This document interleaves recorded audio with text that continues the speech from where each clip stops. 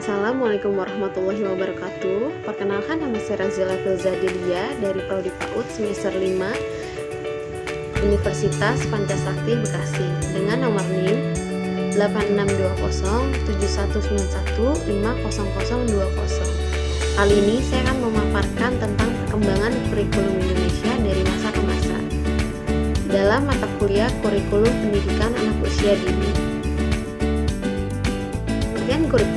Kurikulum adalah program rancangan belajar mengajar yang dipedomani oleh pendidik dan peserta didik. Dari peran yang sangat strategis dan fundamental dalam berjalannya pendidikan yang baik, maka kurikulum memiliki peran dalam pencapaian tujuan.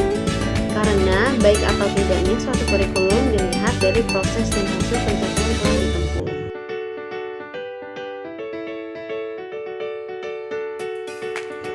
Kurikulum pada masa penjajahan. Yang pertama, pada masa zaman penjajahan Belanda, tujuan pendidikan yang diselenggarakan oleh sekolah terbagi-bagi menurut strata. Ada 3 pendidikan, yakni strata elit, strata terhormat, dan strata pribumi. Tujuan pendidikan yang diperuntukkan bagi penduduk Indonesia pada saat itu adalah untuk menyiapkan tenaga pendidik tingkat rendah yang dapat mengerjakan tugas-tugas administrasi untuk membantu kantor-kantor yang mengurusi kebutuhan penduduk asli Indonesia. Kurikulum setelah proklamasi kemerdekaan Indonesia. Kurikulum yang dipakai pada tahun 1945 masih melanjutkan kurikulum yang berlaku pada masa Jepang. Pada tahun 1947 disusun kurikulum yang sifatnya sederhana yang disebut Leerplan dalam bahasa Belanda, yang artinya rencana pelajaran.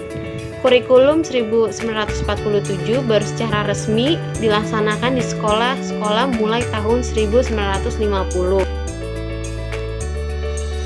Setelah rencana pelajaran 1947, pada tahun 1952, kurikulum di Indonesia mengalami penyempurnaan. Yang paling menonjol dan sekaligus ciri kurikulum 1952 ini bahwa setiap rencana pelajaran sehari-hari, silabus mata pelajarannya jelas sekali. Seorang guru mengajar satu mata pelajaran. Pada tahun 1964, pemerintah kembali menyempurnakan sistem kurikulum di Indonesia. Kurikulum ini diberi nama Rencana Pendidikan 1964 atau Kurikulum 1964. Kemudian menjelang tahun 1968, para ahli pendidikan memantapkan kurikulum 1964 berupa penambahan dan pendalaman materi yang tersusun rapi sehingga guru tinggal melaksanakannya di kelas dengan jelas. Kurikulum tahun 1975. Kurikulum 1975 disusun dengan berorientasi kepada tujuan pendidikan. Ini berarti bahwa setiap segala bahan pelajaran dan segala kegiatan belajar mengajar dipilih, direncanakan, dan diorganisasikan sesuai dengan tujuan pendidik yang hendak dicapai, yaitu sosok manusia Indonesia yang diharapkan.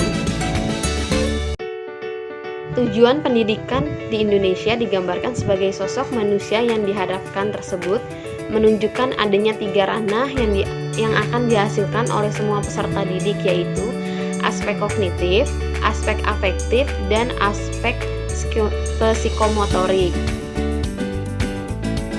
4. Kurikulum pada tahun 1984. Pada kurikulum ini masih merupakan kurikulum berorientasi pada tujuan pengembangan. Hanya ada materi sehingga materi lebih luas. Kurikulum pada tahun 1994. Pengembangan pada kurikulum 1994 ini adanya muatan lokal yang sudah berdiri sendiri terpisah dari mata pelajarannya.